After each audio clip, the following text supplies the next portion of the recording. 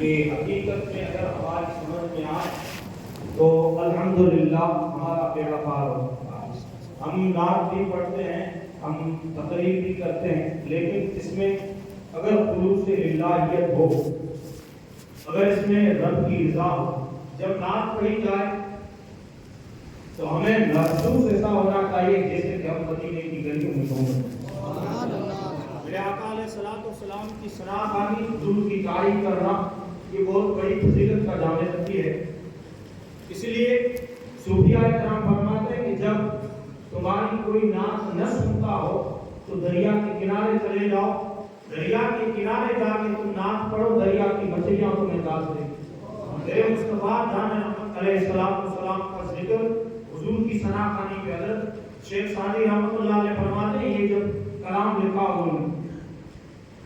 بلغ العلا بکمالہ کشف الدجی بجمالہ حسنت جمیع خصالہ۔ اتنی نعت لکھنے کے بعد آگے والا مصرع نہیں بن پا، حیران ہو گئے کہ یہ مصرع کیوں نہیں بن پا رہا، کیونکہ پورے اشعار جو تھے وہ حضرت شیخ سعدی رحمۃ اللہ علیہ ملا دی، لیکن آخری جو مصرع تھا وہ نہیں بن پا رہا تھا۔ کوششیں کی، وضو پہ وضو کیا، نوافل پہ نوافل پڑھے، لیکن آخری جو مصرع تھا وہ نہیں بن پا رہا تھا۔ تو کیا کیا؟ قلم، دوات اور کاغذ لے کے یہ 3 مصرے لکھے، بلغ العلا بکمالہ کشف الدجی بجمالہ حسنت جمیع خصالہ۔ یہ 3 مصرے لکھنے کے بعد اپنے تکیے کے نیچے ان 3 مصروں کو دیکھے اور خود سو گئے، حضور پہ درود پڑھتے ہوئے سو گئے۔ خواب بیدار ہوا، ٹھنڈی ہوائیں لگنے لگی، اور علماء نے صوفیاء نے کہا وہ ہوائیں مصطفیٰ کے گنبد میں تبدیل ہونے لگی، وہ ہوائیں مصطفیٰ کے گنبد میں تبدیل ہونے لگی، اور تبدیل ہونے کے بعد دیکھا کہ گنبد خضرا سے مصطفیٰ خود تشریف لا رہے۔ میرے آقا علیہ الصلوۃ والسلام خود تشریف لا رہے ہیں۔ حضرت شیخ سعدی رحمۃ اللہ علیہ فرماتے ہیں کہ میرے نبی علیہ الصلوۃ والسلام نے مجھے سلام کیا، میرے آقا علیہ الصلوۃ والسلام نے مجھے سلام کیا اور مجھے اٹھا کے کہا کہ سعدی کیوں تکلیف میں ہو، کیوں تعجب میں ہو، کیوں پریشانی میں ہو؟ تو کہا میرے آقا علیہ الصلوۃ والسلام، میں نے آپ کی شان میں، میں نے آپ کی فضیلت میں، میں نے آپ کے بارے میں ایک نعت لکھی ہے، 3 مصرے لکھے ہیں، 4تھا مصرع کہنا چاہتا ہوں لیکن میری زبان پہ آتا نہیں ہے۔ تو میرے آقا علیہ الصلوۃ والسلام نے فرمایا 3 مصرے کون سے ہیں سناؤ؟ کہتے ہیں بلغ العلا بکمالہ کشف الدجی بجمالہ حسنت جمیع خصالہ۔ مصطفیٰ فرماتے ہیں کہ تو صلو علیہ وآلہ۔ میرے آقا علیہ الصلوۃ والسلام نے فرمایا یہ مصرع ملا دو، اور یہ مصرع جب مل جائے گا اور تو پڑھے گا تو سعدی پھر تو نہیں، قیامت کی صبح تک تیری نعت پڑھی جائے گی۔ اور حقیقت ہے سعدی کا وہ چند مصرے ہمیشہ پڑھے جاتے ہیں، اور یہ مصرے اتنے لطف اندوز ہیں، جو بھی پڑھتا ہے جب ہم دعا مانگتے ہیں تو دعا میں ہی مصروں کو مانگتے ہیں۔ بلغ العلا بکمالہ کشف الدجی بجمالہ حسنت جمیع خصالہ صلو علیہ وآلہ وسلم تسلیما۔ ان مصروں کو اس لیے مانتے ہیں تو نعت پڑھنا یہ بہت بڑی فضیلت کی جامع ہے۔ میرے آقا علیہ الصلوۃ والسلام کی شان، حضور کی تعریف کرنا، محمد مصطفیٰ کا نام لے کر میں جھوم لیتا ہوں، محمد مصطفیٰ کا نام لے کر میں جھوم لیتا ہوں، تصور میں سنہری جالیاں چوم لیتا ہوں۔ نبی کی نعت پڑھنے کا صلہ تو دیکھو لوگوں، نبی کی نعت پڑھنے کا صلہ تو دیکھو لوگوں، میں گھر بیٹھے بیٹھے مدینے کی گلیاں گھوم لیتا ہوں، میں گھر بیٹھے بیٹھے مدینے کی گلیاں گھوم لیتا ہوں۔ حقیقت میں جو عاشق ہیں، جو دیوانے ہیں، جو پر سوز کے ساتھ مصطفیٰ کی ثنا کرتے ہیں، مصطفیٰ کی تعریف کرتے ہیں، حضور کی ثناخوانی اور حضور کے بارے میں نعت لکھتے ہیں، تو میرا امام جب بریلی سے چلتا ہے اور مصطفیٰ کے مدینے کی طرف رخ کرتا ہے، حضرت امام احمد رضا فاضل بریلی چلتے چلتے، اور لکھا ہے کہ ان کی والدہ ساتھ میں تھی، سمندر کے بیچ میں، تب سمندر کا سفر ہوتا ہے، سمندر کے بیچ میں کشتی ڈوب جاتی، ڈوبنے لگتی ہے، تو لوگ کہتے ہیں کہ اب کیا کیا جائے، کشتی تو ڈوبنے جا رہی ہے، اب کوئی سہارا نہیں، کوئی مددگار نہیں۔ میرے امام نے فرمایا میں میرے مصطفیٰ کی سنت کو ادا کر کے اور مصطفیٰ نے جو دعا سکھائی ہے وہ دعا پڑھ کے پھر اندر بیٹھا ہوں۔ مجھے یقین ہے کہ مدینے سے میرے لیے مدد آئے، مدینے سے میرے لیے مدد آئے گی۔ اب پھر کلام آپ نے فرمایا تھا کہا آنے دو یا دبو دو ابھی تو اب تو تمہاری جانب، آنے دو یا دبو دو اب تو تمہاری جانب، کشتی تمہیں پہ چھوڑی اور لنگر اٹھا دیے۔ یا رسول اللہ آپ ڈوبنے سے بچانے والی ذات آپ کی ہے۔ حقیقت میں جو میرے مصطفیٰ کی نعتیں پڑھنے والے، حضور سے جو پیار کرنے والے ہوتے ہیں وہ کبھی ڈوبتے نہیں، وہ ڈوبتے ہوئے کو اچھال دیتے ہیں، وہ کنارے لگا دیتے ہیں۔ میرے امام مصطفیٰ جان رحمت صلی اللہ علیہ وسلم کی بارگاہ عالی میں پہنچے اور کئی دنوں تک مستانگی دیوانگی کے عالم میں مصطفیٰ کے مدینے کی گلیوں کے چکر کاٹتے رہے، گھومتے رہے، پھرتے رہے، بڑے بڑے بادشاہوں کو دیکھا، بخارا کا بادشاہ بھی وہی تھا، ایران کا بادشاہ بھی وہی تھا، افغان کا بادشاہ بھی وہی تھا۔ بڑے بڑے بادشاہوں کو جب میرے نبی کی نگری میں، جب میرے نبی کے شہر میں ٹھہرتے ہوئے دیکھا، دیوانگی کے ساتھ اس طرح سے دیوانوں اور پاگلوں کی طرح مصطفیٰ کی گلیوں میں گھومتے ہوئے دیکھا تو کہا اے امام احمد رضا یہاں پہ تیری حقیقت کیا ہے؟ یہاں تو بڑے بڑے بادشاہ بھی گھومتے ہوئے نظر آتے ہیں، یہاں تو بڑے بڑے بادشاہ بھی مانگتے ہوئے نظر آتے ہیں، تیری حقیقت کیا ہے؟ اس وقت میرے امام نے کہا تھا وہ سوئے لالا دار پھرتے ہیں، اے دل تیرے بال پھرتے ہیں، میں اس گلی کا گدھا ہوں جس میں مانگتے تاجدار پھرتے ہیں، کوئی کیوں پوچھے رضا تیری بات رضا تجھ سے تو کتے ہزار پھرتے ہیں۔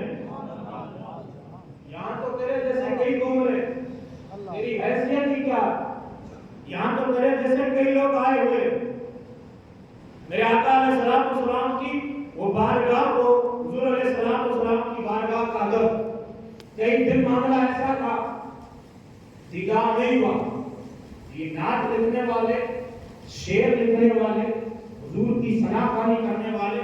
وہ جو لکھتے ہیں وہ تخیل کرتے ہیں، تخیل باندھ کے لکھتے ہیں، یا تو اپنے محبوب کو دیکھ کے لکھتے ہیں یا پھر محبوب کی بری ادا پہ اتر کے لکھتے ہیں۔ جب تک کوئی اترے گا نہیں اس ادا پہ تب تک اسے لفظ بھی نہیں آئے، وہ کوشش کرنا چاہے تب بھی کچھ نہیں کر سکتا ہے۔ لیکن جنہوں نے اس سمندر، عشق کے سمندر کا سفر کیا، اس میں گوتا لگایا، وہ پھر خالی نہیں لوٹے، وہ موم اور موتی اٹھا کے باہر نکلے، وہ پھر موتی اٹھا کے نکلے۔ میرے امام احمد رضا فاضل بریلوی کئی دنوں تک پھرے، وہاں پہ جب دیدار مصطفیٰ نہیں ہوا تو کہا یا رسول اللہ دیدار کرائیے، کیونکہ خواب میں تو کئی بار بریلی میں بھی دیکھ کے آیا ہوں، آج بریلی نہیں، آج تیرا مدینہ ہے، آج تیری سنہری جالیوں کے سامنے کھڑا ہوں، یا رسول اللہ مجھے دیدار کرائیے۔ تو پھر کیا ہے؟ علماء کرام نے لکھا ہے کہ مصطفیٰ جان رحمت اپنی قبر سے اٹھے اور امام کو سینے سے لگایا، امام احمد رضا کو سینے سے لگایا، اور سینے سے جب لگایا تو پھر سارے جو فتویٰ لگانے والے تھے، جنہوں نے کہا تھا کہ نبی مرد نعوذ باللہ مٹی میں مل گیا ہے، نبی کچھ نہیں کر سکتا ہے، نبی کچھ دے نہیں سکتا ہے، حضور کچھ دے نہیں سکتے ہیں، تب میرے امام نے اس جگہ پہ کھڑے ہو کے کہا تھا یا رسول اللہ تو زندہ ہے واللہ، تو زندہ ہے واللہ، میری جسم عالم سے جھک جانے والے چمک تجھ سے پاتے ہیں سب پانے والے، تیرا دل بھی چمکا دے چمکانے والا۔ اس جگہ پہ کھڑے ہو کے کہا تھا جب دیدار رسول اللہ تو ہمارا تو الحمدللہ عقیدہ ہے اور ہم رسول اللہ کی بارگاہ میں عریضہ پیش کرتے ہیں یا رسول اللہ ہم کبھی نہیں صحیح، ہم گنہگار صحیح، ہم بدکار صحیح، لیکن تیری نعتیں پڑھنے والے، یا رسول اللہ تجھ پہ درود پڑھنے والے، یا رسول اللہ کل قیامت کے دن ہمیں اکیلا مت چھوڑنا، آپ کی کالی کولی کی جگہ کا فرمانا درود پڑھنا۔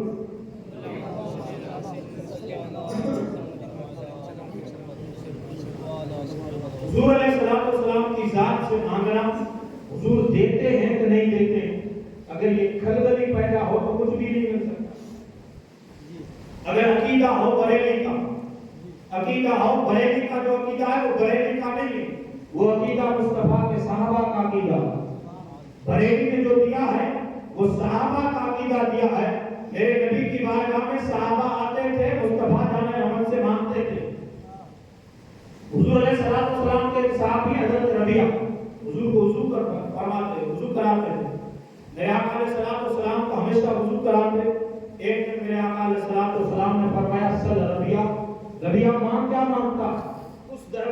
کمی تو کسی چیز کی ہے نہیں، یہ دربار محمد ہے، یہاں اپنوں کا کیا کہنا، یہاں سے ہاتھ خالی تو غیر بھی جایا نہیں کرتا، جب پرائے مانگتے ہیں تب بھی میرے سرکار عطا فرماتے، ہم تو اپنے ہی ہیں، ہم تو رسول اللہ والے ہیں، ہم تو رسول اللہ صلی اللہ علیہ وسلم کا کلمہ پڑھنے والے ہیں، ہم مانگے اور سرکار کے دربار سے نہ ملے یہ ہو ہی نہیں سکتا ہے، یا تیرے عقیدے میں پختگی نہیں ہے یا تیرا یقین کامل نہیں ہے، اگر تیرا یقین کامل ہو تو سرکار کل بھی نواز رہے تھے، سرکار آج بھی نواز رہے ہیں، سرکار حشر تک بھی نوازتے رہیں گے اور قیامت میں بھی نوازتے ہوئے نظر آئیں گے، پیش حق مزدہ شفاعت کا سناتے جائیں گے، آپ روتے جائیں گے اور ہم کو ہنساتے جائیں گے، ہمارا داخلہ ہوگا فردوس سے بھریں گے، ہم نعرہ یا رسول اللہ لگاتے جائیں گے، ہم تو وہاں بھی یا رسول اللہ کا نعرہ لگاتے ہوئے جائیں گے۔ حضور سے اگر پیار ہو، حضور سے محبت ہو تو حضور کے دربار سے آج بھی ملتا ہے، آج بھی مانگنے والے لیتے ہیں اور کل صبح قیامت تک ملتا رہے گا، یہ باز فیض کا دائرہ بڑھتا رہے گا، لیکن مانگنا کس طرح سے چاہیے؟ تو وہاں پہ جا کے سیلفی لے کے اور اپنا فوٹو نکال کے پھر مانگے تو وہاں فوٹو نہیں چلتے ہیں، وہاں تو کھوٹے سکے چلتے ہیں، وہاں تو دیوانے چلتے ہیں، اور دیوانے جو مانگتے ہیں مانگنے سے ہمیں معلوم نہیں رکھا ہے، آئے بریلی کے تاجدار کی بارگاہ اور وہاں سے عقیدہ لیں کہ امام احمد رضا رسول اللہ کی بارگاہ میں کس طرح مانگنا چاہیے، تو کہا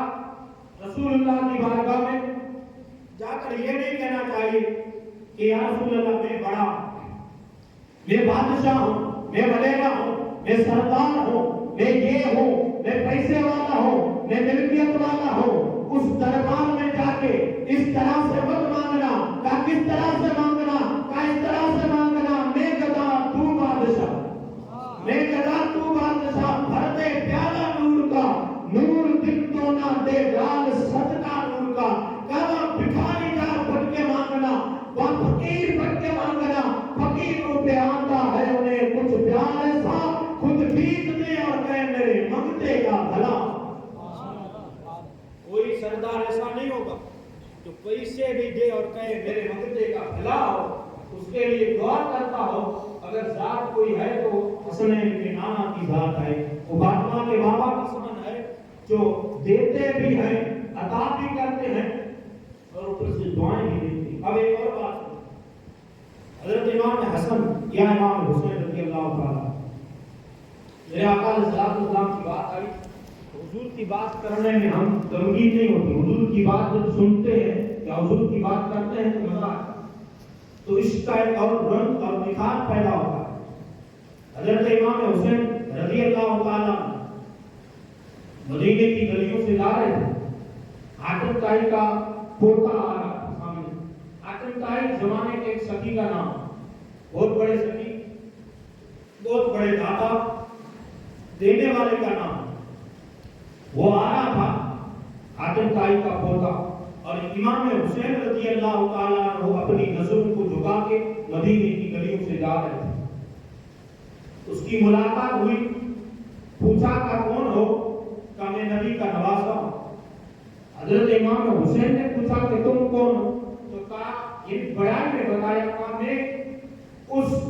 داتا اور اس سخی کا پوتا ہوں، میرا وہ دادا تھا کہ میرے دادا کے 10 یا 9 دروازے تھے، اور میرا دادا اگر مانگنے والا کوئی آتا تھا تو 9 دروازوں سے اسے خیرات دیتا۔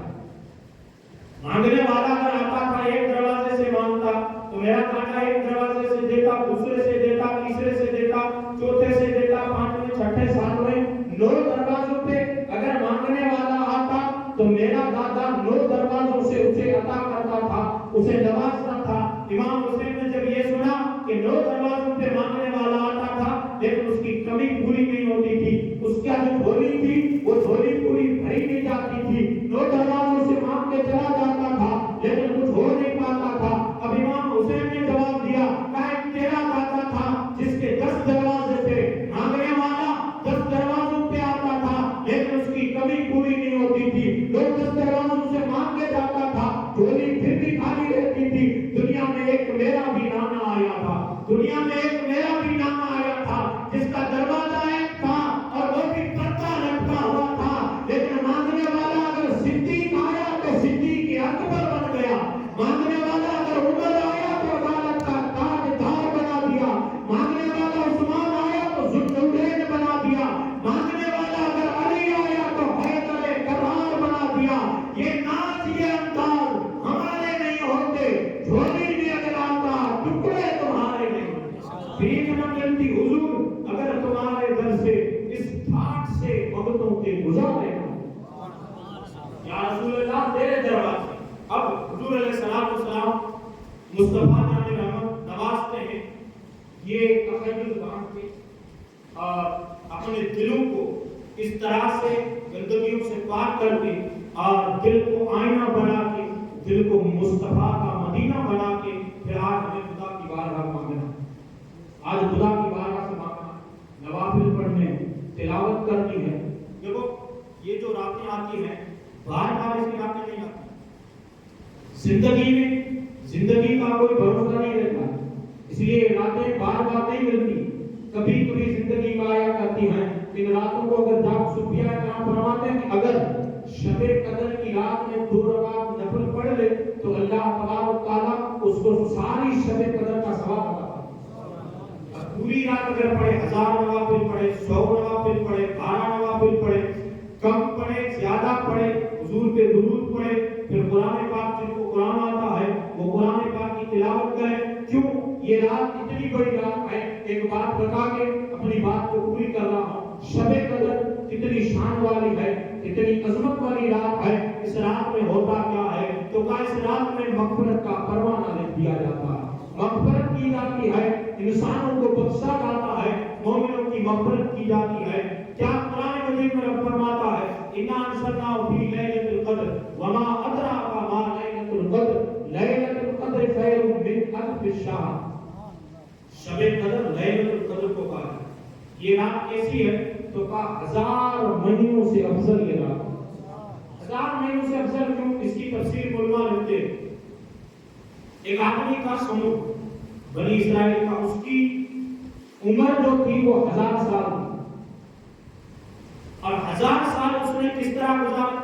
तो कहा रात को अल्लाह की इबादत करता था, दिन को खुदा की बारगाह में जिहाद करता था। जब ये हदीस मेरे आका अलैहिस्सलाम ने बयान फरमा रहे थे,